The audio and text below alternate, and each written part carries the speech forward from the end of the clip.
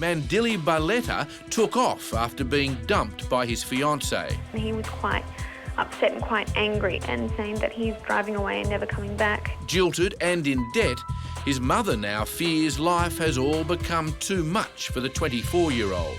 Even the loan sharks can really hurt you. They can physically hurt you. And where is 77-year-old dementia sufferer Betty Blacker? We think she's got disorientated somehow and missed a stop at Beverly Hills Station. Lost and alone in the city, police fear no one will know Betty needs help. The real problem we have is finding Betty. Is people just sort of won't take any notice of her. Marlene Najarian took to the streets after the death of her mother. We made it to the funeral, and after that, she just lost it. With no sign of her for 4 months, her family now holds grave fears. Please, wherever you are, just give me a ring. And the search continues for New Zealand tourist Jamie Herdman, who vanished from Australia's top end. This could have been the last place that Jamie was seen alive. His family, having flown to Australia, is desperate for answers to this 18-month-long mystery. Please, come forward so that we can find our boy. At the New South Wales Missing Persons Unit, Hello, is that Janet? Yes. Janet, Senior Constable Mandy Gale is speaking to the distressed cousin of 51-year-old Marlene Najarian, who vanished 16 weeks ago, soon after her mother's death. Ever since her mother got sick, she refused to put her in the homes. So she looked after her mum? She looked after her till the last minute that she died in her hand in the unit. And that was it. Until we made it to the funeral, and after that, she just lost it. Depressed and unable to face her mother's death, Marlene disappeared. But then, out of the blue, 2 weeks ago, she was spotted living on the streets. Who actually saw her around Fairfield? One of the friends, I don't know, they just called me. They said, she's there. I went there. I didn't find her. Okay. I just need a roof over her head. That's all I want. Yeah. Thank you. All right. You're welcome, Janet. I'll talk to you soon. Bye. Bye-bye. Oh. She's really distressed. She explained that her cousin obviously was a person with a lot of pride, and her mum was everything to her. So when she's obviously lost her mother and to her obviously got nothing left and has taken to living on the streets, and if we can change that and help her understand she still has family here that care about her, well, that's a good thing. Last week, we brought you the story of 26-year-old New Zealand tourist Jamie Herdman. Jamie's been missing since his camper van was found abandoned at a truck stop at Daly Waters in the Northern Territory. That was 18 months ago. His mobile phone was located here, so there were no keys in the vehicle when it was located, but it was unlocked. And no passport either? No. There have been numerous separate sightings of Jamie in Yass, in regional New South Wales, and in Sydney. I wonder if you've seen this fella around the area in the last couple of months. Yes, definitely. Definitely him? Yep. I'm pretty sure I seen him on the weekend at the markets they held here in town. Does that look like him? Yeah, definitely. But it looks as if Jamie has moved on and vanished again. So now his dad and partner Deb are relocating from England to Darwin to start their own search. It's a big move, and obviously the family's looking for some form of closure with Jamie's disappearance, and to have one link in the family chain missing is very hard on all of them. Northern Territory Police are pulling out all stops to find Jamie. There was an article put in the Northern Territory News with Steve and his partner Deb and making another appeal. There has been a number of responses to that, and whilst nothing's been substantiated yet, there are obviously further avenues of investigation that we've got open to us. With any luck, this article could lead to the answers that Jamie's family is so desperately seeking. Back in New South Wales, Mandy and Phil hit the road in the case of Marlene Najarian, missing now for 4 months. We're heading out to St Mary's this morning to speak to Janet. She's a cousin of our missing person, and we're just going to sit down and get an idea of what her cousin's like and just the area she was last seen. Hey Janet, how you going? Mandy from Missing Persons. This is Phil. Hello, nice to meet you. Janet's home video of this family wedding reminds her just how hard it was for Marlene during her mum's illness. And then her mum died. It was too much for Marlene. She just... She didn't know where she belonged then? I don't know whether to call her. She lost it. I don't know what to call it anymore, but she was devastated. On top of coping with her mother's death, Marlene was also having trouble paying the rent. She was eventually evicted. Unfortunately, when she lost the unit in Fairfield, she stayed with the friends, a couple of friends. We visited her on and off, but then after that, there was no contact, nothing. And to come to this stage, and after all these years hard working and building her life, and all of a sudden, you're in the street, it's... Well, put it this way, I can't bear that. No. I just can't imagine her get hurt. She's a beautiful person. She gives so much love to others, and yet today you're alone, for God's sake. In Darwin, in the case of 26-year-old long-term missing tourist Jamie Herdman, Detective Kerry Harris from Northern Territory's Missing Persons Unit is meeting with Jamie's dad, Steve, and his partner, Deb. How are you? They've just flown in from their home in England to launch their own quest to find Jamie. All right, basically, let's just drop in and say good day and see how you're getting on, and just to bring you up to date with what sort of happened. As you know, the newspaper article on Tuesday has generated a number of phone calls, so I've had about 6 phone calls. As yet, unconfirmed sightings. What are your plans from here? Do you intend to stay in Darwin for a length of time, or what's the story? Our plans are pretty flexible, really, but I think we will stay around this area for a while. We want to get down to Darley Waters, definitely, and spend some time down there. Yep. Want to just retrace all the stops that Jamie made, which we've been able to establish through his FPOS transaction. Yep. So just ask around, spend a bit of time with the locals, and somebody might remember something. Yeah. Well, that went very well. Steve and Deb are very determined to carry out their own investigation into Jamie's disappearance. We've obviously got our investigations from the leads from the newspaper article, and hopefully they will bring a successful resolution to the disappearance of Jamie. Meanwhile, Mandy and Phil continued their search for Marlene. They're here at the local police station to identify nearby areas where homeless people often live. We've had a 51-year-old lady go missing, and she's been seen around Fairfield area. We believe she's pushing a shopping trolley, but I guess basically we'd be sort of interested in any areas she may, or that homeless people may frequent. There are a couple of areas where homeless people are known to go. Yep. One of the chief areas is the Crescent Reserve near the Fairfield railway station. Yep. And probably the other primary area that you might want to have a look at is the actual Fairfield Park. Some of the homeless are known to camp in that area. Pretty sad to think that people actually live though out here. Hello, how are you? We're looking for an elderly lady that's been pushing a shopping trolley around. I've seen so many people go up and down pushing trolleys. There's a shortcut. The elderly lady, it looks like she might be living out of her trolley with clothes and things in her trolley, not so much groceries. It doesn't ring a bell. That's okay.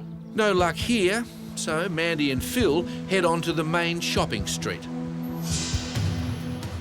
And then Mandy spots a homeless woman sitting on a bus seat. My name's Mandy. This is Phil. Do you know a Marlene? She pushed a shopping trolley? Have you seen another woman who pushes a trolley around? Gypsy one. Maybe. Yeah, maybe. She's a local identity known as Streetwise Sue, and she's as good as her name, giving Mandy some positive leads. She's a good friend. We grew up together. She did. She grew up in Fairfield all her life. Yeah. You see Marlene around anywhere? Probably at the church. The church? The Christian church. For lunch? Yeah. She's an absolute gem. Very, very helpful, supplied some very vital information that she possibly has lunch with Marlene on a Monday and Wednesday. So we've got a lunch date with Sue at the church and hopefully we get to meet Marlene as well.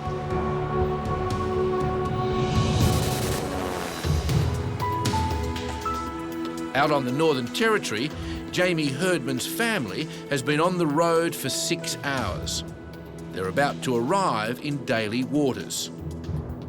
Jamie came here after reporting to police that a New Zealand gang was following him.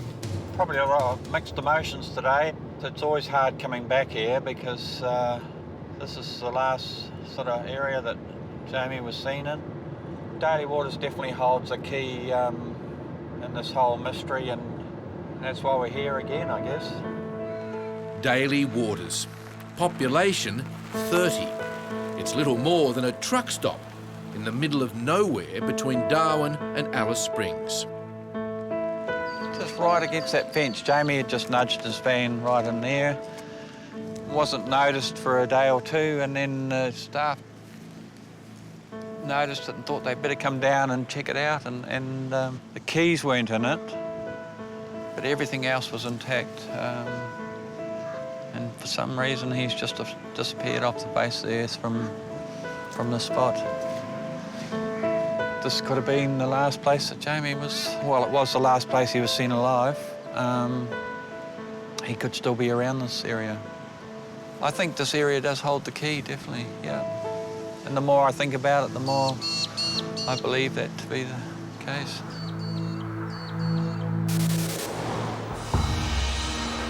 Back in New South Wales, in the search for bag lady Marlene Najarian, Mandy and Phil have dropped into this soup kitchen where she's a regular. Hey, Sue. Hey, Sue. Hey, Butch. Butch. And true to her word, streetwise Sue is here to meet them. Have you seen Marlene? Still not seen her? This is taken August last year, so she look a bit different now. Her cousin reported her missing, and she just wants to talk to her on the phone just so she knows she's okay. I know a chick like that, but she's got short hair. And she wears gold. Yeah. She wears a lot of gold, rings and stuff. Maybe. We're actually looking for this lady. Does she look familiar at all? Yeah, I think she so, does? yes. Yeah. Probably within the last few weeks I've seen her. Yeah. Everyone Mandy speaks to recognises Marlene. At least it's a good sign. I'm confident she's still in the Fairfield area. We know she's grown up here. I mean, I'd be surprised if she's gone somewhere she's not familiar with. So we'll keep trying, we'll find her. Meanwhile, Marlene's cousin, Janet, is worried sick. Please, wherever you are, just give me a ring. That's all I'm asking. At the New South Wales Missing Persons Unit, there's a breaking case. Yes, can I speak to Josephine, please? Speaking? Yeah, Josephine. My name's Steve McAllister from Police Missing Persons Unit. How are you? Well, thank you. Steve is talking to the frantic mother of 24-year-old carpet cleaner Mandili Barletta. When was the last time you seen him? I saw him on the Sunday. Now, it wasn't this Sunday. Yep. That's just expired. It was the Sunday before. So the 2nd. OK, and he was living with his fiancée, was that correct? Yes, and her family. That was until 4 days ago, when Mandili's fiancée threw him out after an argument. No one has seen him since. It's been a nightmare since day one. She doesn't like him to mix with his old friends from Leichhardt. Yep. He's not allowed to mix with my family. We're not good enough. So he comes to me, he says, Mum, I've been kicked out again. I say, well, here, darling, it's your room. Right, OK. And does he work at all? Yes. All right. What sort of work's he in? OK, he has a cleaning company. Yep. Which he started off a few years ago. But he subcontracts. So he contracts out with them? Yep. He has a big contract on Sundays. And he didn't turn up for that, do you know? It's the first time in 4 years. And he didn't show? They've never missed a job. So the boss, like someone... Yeah, he's the one who triggered the alarm, actually. OK, then. Well, do you mind if we drop out and see you? Oh, I appreciate that. We'll see you later. OK, then. Thank you. Bye-bye. No worries. Bye. He's a young fella who's actually running a business by himself, you know, so he's not a mug. He's trying to get on with life and set himself up, and it is worrying that he just doesn't turn up.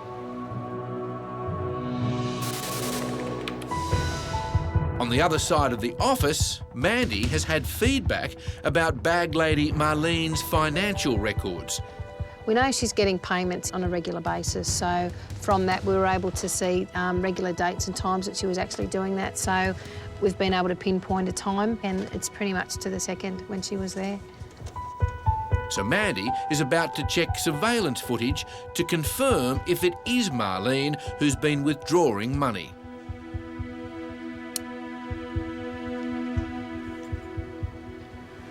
There she is. Mandy's right. It is Marlene queuing up. Pull back, and there's the bag. Oh, yeah, that's definitely her. She looks, well, she's lost weight in the face, hasn't she? So Mandy and Phil rush off, hoping to find Marlene at the bank. Hopefully Marlene will be down there to withdraw some money this morning, so fingers crossed, and hopefully we get a happy ending this morning. Tell you what, today, if we get her today, we'll be lucky. Hopefully she's here. She'll be here. Just as they arrive, Mandy spots someone who looks just like Marlene leaving the shopping centre. What's the road? If the woman under the red and white umbrella is Marlene, it'll bring an end to more than 4 months of worry for her family. Across town, Steve and Lee are on their way to interview the mum of jilted 24-year-old Mandeli Barletta. Because he's got the problem with his relationship breaking down, the pressures are mounting on this young fella are immense. The quicker we can get to speak to him, the better. Mandeli was a promising soccer player who sacrificed his sporting career to care for his sick mother. Hello, Josephina. Yes. Steve McAllister. Oh, yes, sir. I've spoken to you. And Lee. Hi, how you doing? Good. Can we just come in and have a word with you? Thank you. Thanks very much. Now, have you contacted his father? Yes, I have. He's heard nothing from him? Nothing. He's tried through his contacts. Now, him and Elizabeth sound like they've been going up and down a few times. They've had a terrible relationship from day one, and a lot of his friends have maintained their friendship with him because of her. But Mandeli's rocky engagement certainly isn't his only problem. The last time he was here, he just said, "Mum, you know, the bills, I'm in debt and I want to get out of debt." And I was sanctimonious and I thought, oh God, you know, he wants us to sell the house now, which I'm not prepared to do. And I just said to him, "Darling, can you give me a bit of time? I'm having a massive operation at the end of this month. It's life-threatening, but I have to have it. I need to have a normal life. I've been a very sick woman for many years, and this is something I've been fighting for, to have an operation. I've done so much. I've had to nurse my mum that I had to bury last year, and Mandeli paid for her. He paid for his nan's funeral. He's quite honourable in a lot of ways. So, I mean, he went and got a loan. Now, unfortunately, the loan is a short-term, high-interest loan. Right, It was all he could do because he was maxed out with credit. Right, yep. He said to me, "How can I have a future, Mum, when I'm weighed down with all these debts?" Even the loan sharks can really hurt you. They can physically hurt you. Mandeli Barletta took off and vanished after an argument with his fiancée 4 days ago. Yeah, can I speak to Claudio, please? Police are hoping his best mate might know where he is. I'm just making some inquiries about a friend of yours, Mandela. I heard from him on Saturday. Saturday, okay, yep. Yeah, Saturday. He sounded okay. Just needed some space, I think, just to get away. What, he was upset because him and his girlfriend sort of had a bit of a argument? Yeah, something like that, yeah. Yeah, okay. Did he say where he was going? The last time I heard, he was in Wollongong, and then he rang me on Sunday saying he's okay. He didn't tell me where he was, but he's fine, and not to worry. And not to worry. Okay. Mate, can you do me a favour? Can you just send him a message? Because obviously he's going to talk to you because you're his best mate. Just asking him to contact you so you can let him know that he's been reported missing, and, you know, we need to speak to him anyway. That's not a problem. Okay, thanks very much for your time, Claudia. No worries. See you, mate. Bye. It's at least good news that Mandeli is alive and has been in contact with his friend.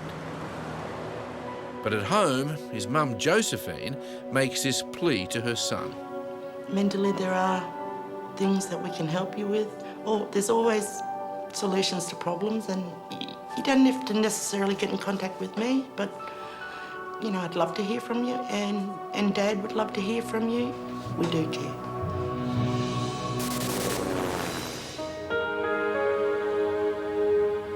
In the Northern Territory, Steve Herdman is continuing the heartbreaking search for his son, Jamie. But I've wandered around all through all this area, and you start looking at mound dirt and bloody... But you can imagine, where do you start looking? Like, you can't just... I've wandered all the way up the roads, and I spent a whole day wandering around, and then I realised, man, you can't do this. No. Steve's partner, Deb, has known 26-year-old Jamie since he was a baby. I just sort of think, oh, well, he's been here, you know, he could have walked across that road and just... Yeah. A funny feeling. Just a funny feeling.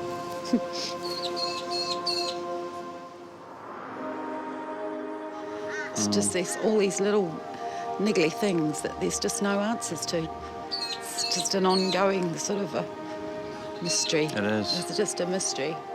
But that's why we're here. That's why we're here now, though, so we can start hopefully ticking them off and yeah. Yeah. We will. Yeah, we will.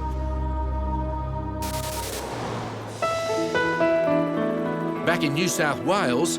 Yeah, Elizabeth? Yes. Yeah, my name's Senior Constable McAllister from the Police Missing Persons Unit. How are you? Mandilli Barletta's fiancé ordered him to leave the house they were sharing. She was fed up with his lifestyle. How long have you been with him? We've been together since October 2002. October 2002. And is this the first time you sort of had a disagreement and he's sort of gone out? He's done that quite a bit, quite Right. frequently, but this time it's been quite bad because he knows what he's done is wrong and I'm not going to put up with it, so he left and knew that he had done wrong Right, this time. OK. What can you tell me about your fiancé? Throughout our relationship, he's been gambling quite a bit, hides a lot of things from me, gets involved with certain people that I do not like, lies about the sort of people that he's hanging out with. He goes out drinking, and then I decided that I couldn't put up with what's been happening. And I said, look, I don't think it's going to work out. And he was quite upset and quite angry. And then he stormed out and then sent me a few text messages saying, don't worry about all my things, and saying that he's driving away and never coming back. Mandilli's 6-year relationship is over. He's in debt and being chased by loan sharks. Police now fear it's all become too much for the 24-year-old.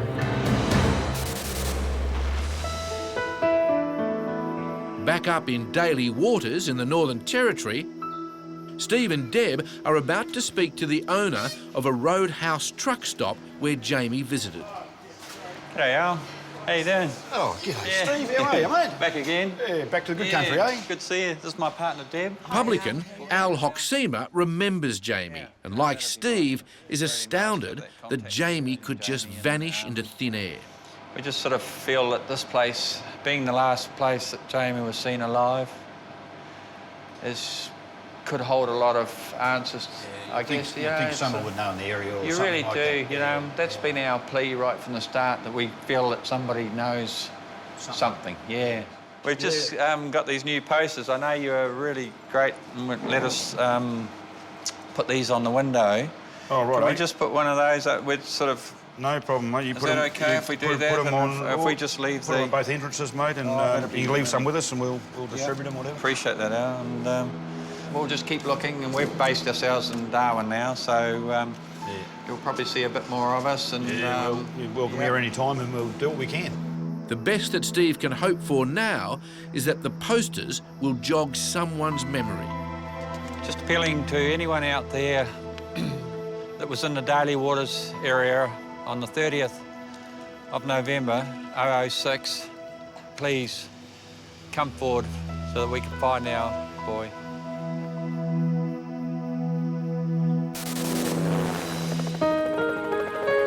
Meanwhile, back in the New South Wales Missing Persons Unit, Gary's been assigned a new case. He's on the phone to Lucas Blacker.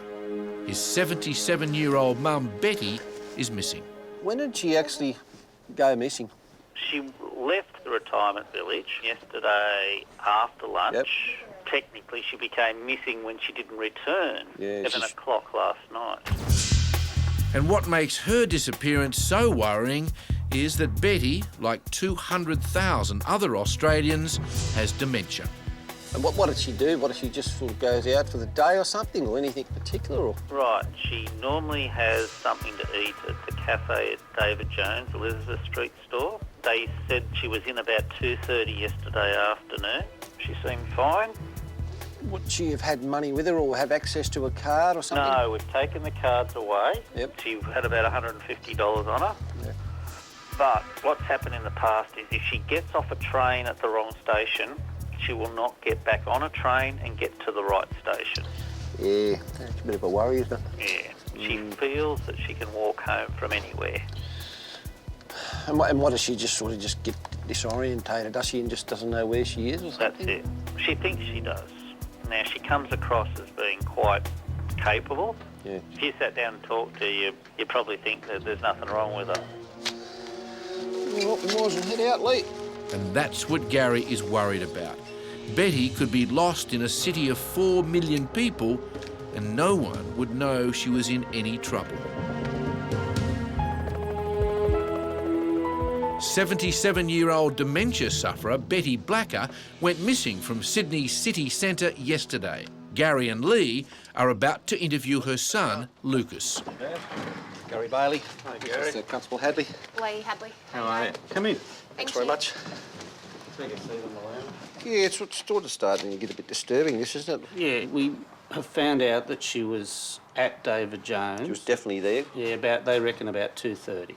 Did you leave them a message if Yes, she they wants are. to come back to give you a ring? Yep, they're going to ring us and try and hold her there. Yep. We think she's got disorientated somehow and missed a stop at Beverly Hills Station.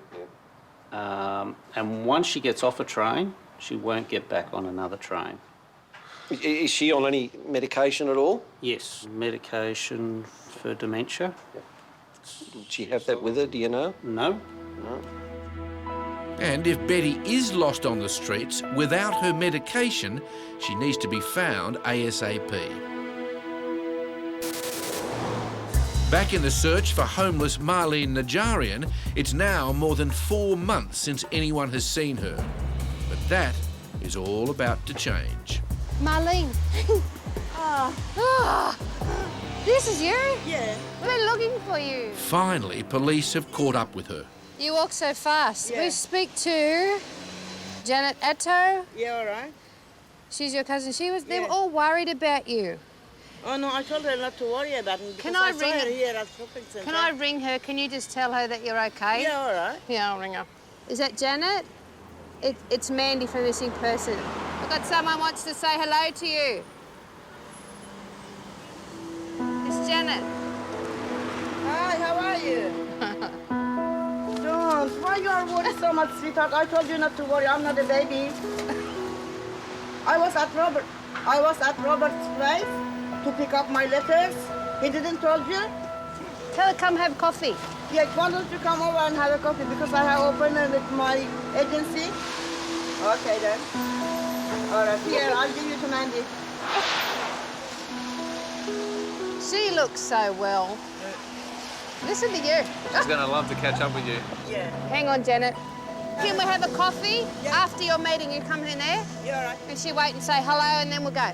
Okay then. Okay? All right then. Mandy's official duty may be over, but typically she won't be satisfied until she reunites these two cousins. That was so exciting. Right place, right time.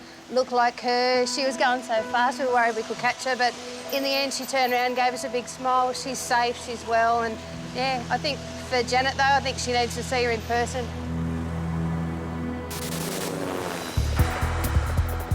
Across town, Gary and Lee are heading into the city centre. 77-year-old dementia sufferer Betty Blacker has already spent one night lost and alone on the streets. The real problems we have is finding Betty is she gets around and is actually a normal person. And until she sort of gets stuck in a spot and starts just hanging around there, people just sort of won't take any notice of her. Going into David Jones, we've got some information that Betty was in there yesterday about 2:30 having some lunch. So we'll try and obtain some CT footage there, which will give us an idea of when she actually left David Jones and maybe what direction she went in. So while Gary and Lee arrive at the department store, Betty's son Lucas knows that the longer she's missing, the worse it'll be. We're worried, getting very concerned. I'm only hopeful that she's wandering around because she's been taken into a hospital or something like that. We'd be aware of it by now. It's a hard situation because we sort of expected it to happen, but we don't know what to really feel at the moment. We're just hoping we get her back soon. We've had no luck into David Jones.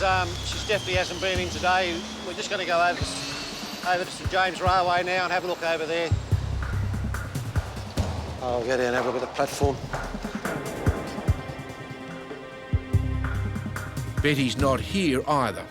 But if she did catch a train from here, the station master might recognise her. Gary Bailey from the Missing Persons. Skip. Lee Hadley, how you going? Skip, how you going? Mate, well, you got the photo there? Yeah, I do. We've been looking for an old lady that sort of frequents around here. I don't know whether you might have seen her around at all. Yeah. I wonder tomorrow, if she doesn't turn up tonight, we might get some good posters and that made up. But do you mind if we could just put them around the... No problem. Thank you. OK. Another dead end. So police can only hope that if Betty is lost in the city, a good Samaritan will notice her and offer help. Here at Sydney's Missing Persons Unit, in the case of jilted lover Mandili Barletta, there's been a breakthrough after 5 days. Hello, Josephine. This is Senior Constable McAllister from... Hello. Mandili made contact with me last night. Did he? Yep, apparently he was heading back into town. He was about 4 or 5 hours away. He was terribly shocked with what all had gone on. Yeah, right, yeah. And now his father rang me about half an hour ago and he said, oh, Mandili's at his house. Right, yeah. I honestly don't believe he was the same person last night. And he said, and he started crying and he said, Mum, I love you. Yeah. And I just said, oh, my God. Yeah. Well, OK then, we'll try and see if we can contact him anyway. It's good news. So police head off to cite Mandili. A lot of people seem to want to go just for time out after they have a problem, whether it be money, relationship problem, anything like that, and they just seem to want to take off. There's quite a large percentage of missing people who fall into this category. It'd just be great if they could just tell someone before they go. And just a few suburbs away, Gary Bailey has great news in the case of 77-year-old dementia sufferer Betty Blacker. We're going over to see Mrs. Blacker. She's been located. She's over at her son's place having some lunch. So we're just going to go over inside her and see if she can tell us anything about her little adventure she had. Fortunately, Betty was found by police, safe and well, just a few blocks from her retirement village. And she's not looking too bad either, after almost 30 hours on the streets. Too bad. You're not missing at the moment. I'm Lee. How you going? That's Lee. Ah. So you'll be glad to be home then? I've been home for a long while. I mean, that happened ages ago, and I can't remember a lot about it either. What can you remember? I don't know what I can remember now. It seems so long ago. Yeah, well, all we know, we got a call that you'd sort of gone missing from home. Is that right? Yes. Yeah. And then sort of after that, we don't know where you went. No, neither do I. You can't remember? No. I think I was somewhere down near the harbour. Mm. I don't know whether I was under the harbour bridge or not. Oh, yeah. You know, I might have been there because it's my harbour and I like it and I go down there a lot. Yep. And I'm a water person. Yeah, it's a beautiful spot there, isn't it? It is. Can you remember the police picking you up? No, I can't really. No, because I've got Alzheimer's. Yes, as well. I know that, yeah. No. Yep. And it's very handy at times. I'm sorry, but it is. Yes. And you know, it takes less energy to smile than it does to frown. So if you all laugh now, you'll be right. Exactly. Yeah, well, that's a good result. Mrs. Black is home safe and well. She doesn't remember much at all about her exercise at all. Just the memory's just gone. But there's now provisions being put in place at the nursing home where, you know, she just won't be allowed to go out willy-nilly and she'll just go out in groups and she'll be kept an eye on. But it's a great result.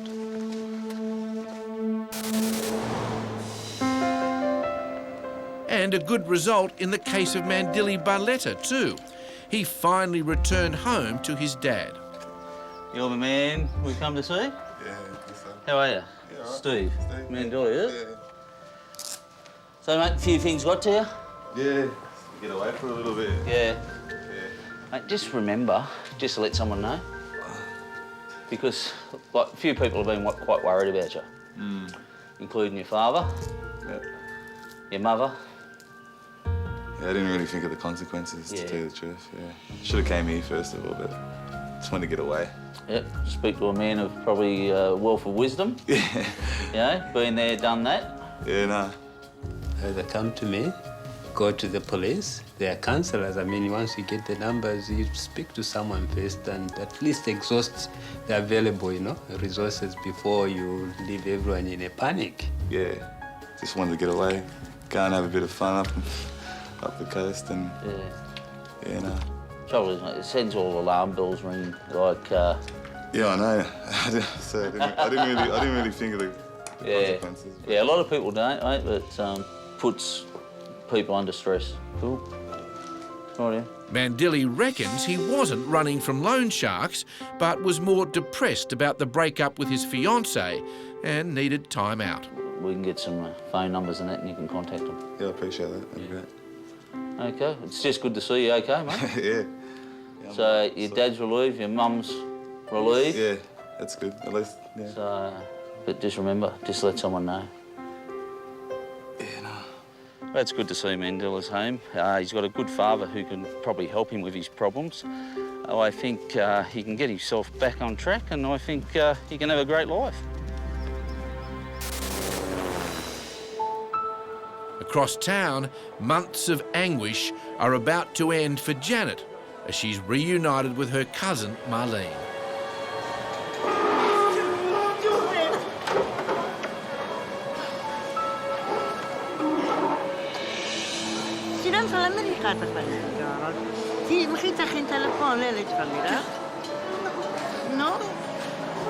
It's an emotional moment for everyone.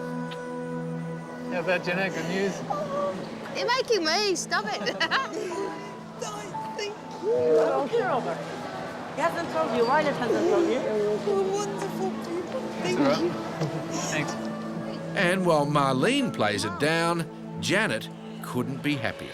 I just can't put it in words. If you're looking for so long and then you have no contact at all, and then you just cry yourself to sleep and thinking, just praying to say, I hope to God she's okay.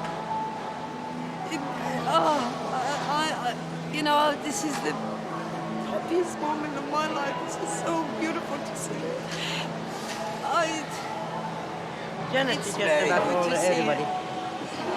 Janet, she cares about everybody. It's very... And you.